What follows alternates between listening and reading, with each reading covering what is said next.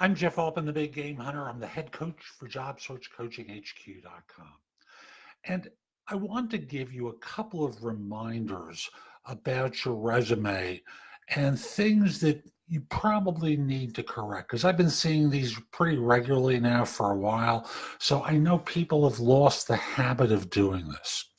My reminder to you is resumes are not just read by human beings most of the time.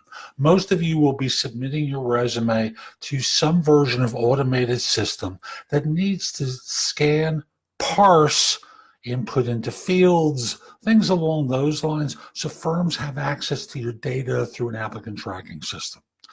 Now, again, if you're networking and submitting a resume to a human being, we've got a different scenario. But I know most people are applying to job ads through LinkedIn and a variety of automated means that are going to take them directly to the applicant tracking system. So a couple of reminders for you. Number one is if you use embedded headers for your name, city, state, zip code, phone numbers, email address, things along those lines, many of these systems find it difficult to deal with embedded headers. Get it out of there. Just put the same information on the top of your page, but don't embed it. Okay? You don't have to have that on the top of every page of your resume either, just the first one. Very, very few people are printing out a resume to read it at the time that they receive it. They're reading it on a screen. The notion of putting your contact information on every page is so 1990s. Next thing is a reminder, there's certain characters that you probably shouldn't use in the resume, like a /, an ampersand, things along those lines.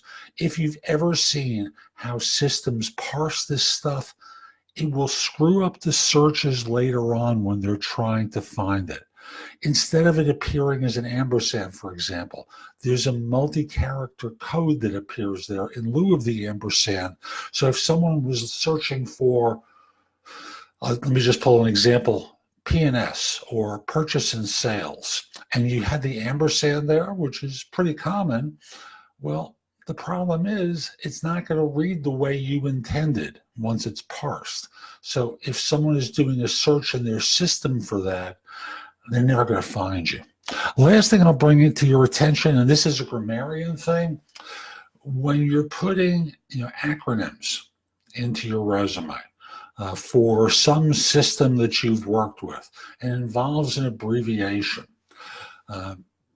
what I want to remind you to do is that the first time you use the acronym, you spell it out as well. So, for example, I'll use it from a degree standpoint, MBA. That one someone would search for, but imagine for a second that MBA stands for something in terms of a computer system.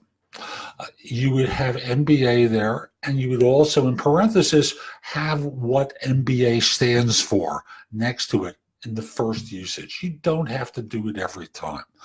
But the idea is you want to decipher the code for what it is you mean here so that people understand it. Follow? So those are a couple of reminders. Thought you'd find it helpful. If you're interested in one-on-one coaching from me, reach out on LinkedIn at linkedin.com/IN/the Big Game Hunter. Mention that you saw the video because I like knowing I'm helping some folks. Once we're connected, message that you're interested in coaching. We'll set up time for a free discovery call. I've got a ton more information on a variety of places. Number one is my website, thebiggamehunter.us. Thousands of blog posts that you can watch, listen to, or read. You can watch my content at jobsearchtv.com. That takes you directly to my YouTube channel. You can watch there or on bingenetworks.tv.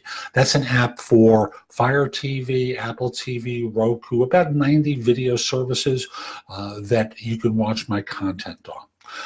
Also want to mention, I've got the #1 podcast and Apple podcast on job search called No BS Job Search Advice Radio. Subscribe there. It's a 7-day-a-week podcast, but all the episodes are short, just like my videos. Hope you have a great day. I'd love to help you. Remember, coaching. Connect with me on LinkedIn and then message me. Have a great day.